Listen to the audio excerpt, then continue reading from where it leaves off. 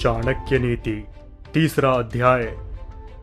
इस दुनिया में ऐसा किसका घर है जिस पर कोई कलंक नहीं? वह कौन है जो रोग और दुख से मुक्त है? सदा सुख किसको रहता है? मनुष्य के कुल की ख्याति उसके आचरण से होती है। मनुष्य के बोलचाल से उसके देश की ख्याति बढ़ती है। मान सम्मान उसके प्रेम को बढ़ाता है एवं उसके शरीर का गठन उसे भोजन से बढ़ाता है। लड़की का ब्याह अच्छे खानदान में करना चाहिए। पुत्र को अच्छी शिक्षा देनी चाहिए। शत्रु को आपत्ति और कष्टों में डालना चाहिए एवं मित्रों को धर्म कर्म में लगाना चाहिए। एक दुर्जन और एक सर्प में यही अंतर है कि सांप तभी डंक मारेगा जब उसकी जान को खतरा हो, लेकिन एक दुर्जन व्यक्ति हर पल आपको हानि पहुंचाने की कोशिश करेगा।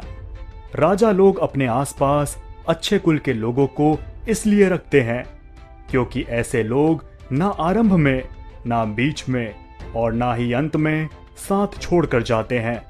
जब प्रलय का समय आता है तो समुद्र भी अपनी मर्यादा छोड़कर किनारों को छोड़ अथवा तोड़ जाते हैं, लेकिन सज्जन पुरुष प्रलय के सामने भयंकर आपत्ति एवं विपत्ति में भी अपनी मर्यादा नहीं बदलते।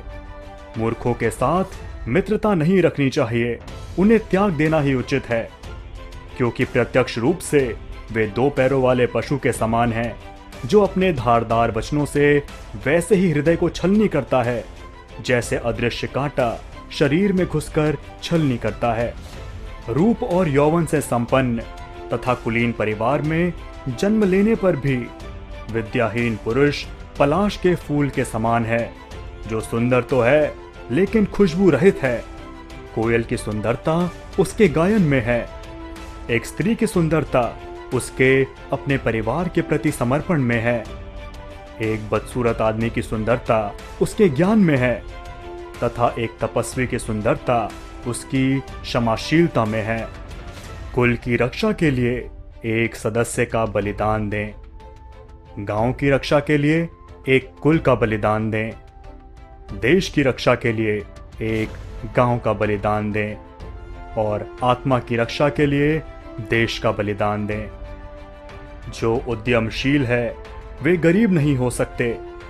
जो हरदम भगवान को याद करते हैं उन्हें पाप छू नहीं सकता।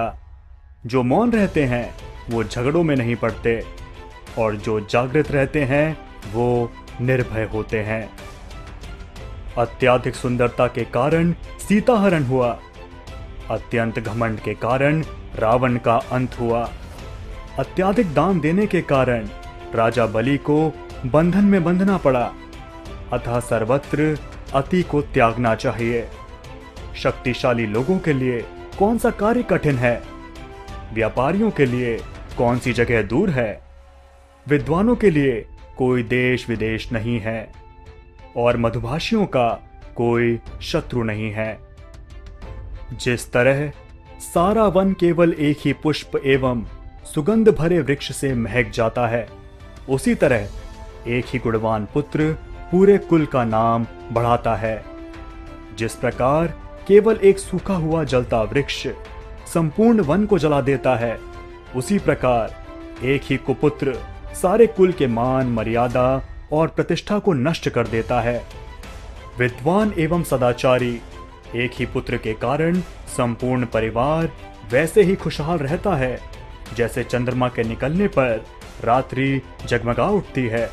ऐसे अनेक पुत्र किस काम के जो दुख और निराशा पैदा करे। इससे अच्छा तो वह एक पुत्र है जो संपूर्ण घर को सहारा और शांति प्रदान करे। 5 साल तक पुत्र को लाड एवं प्यार से पालन करना चाहिए। 10 साल तक उसे छड़ी की मार से डराएं, लेकिन जब वह 16 साल का हो जाए तो उससे मित्र के समान व्यवहार करें। वह व्यक्ति सुरक्षित रह सकता है जो ऐसी परिस्थितियां उत्पन्न होने पर भाग जाए।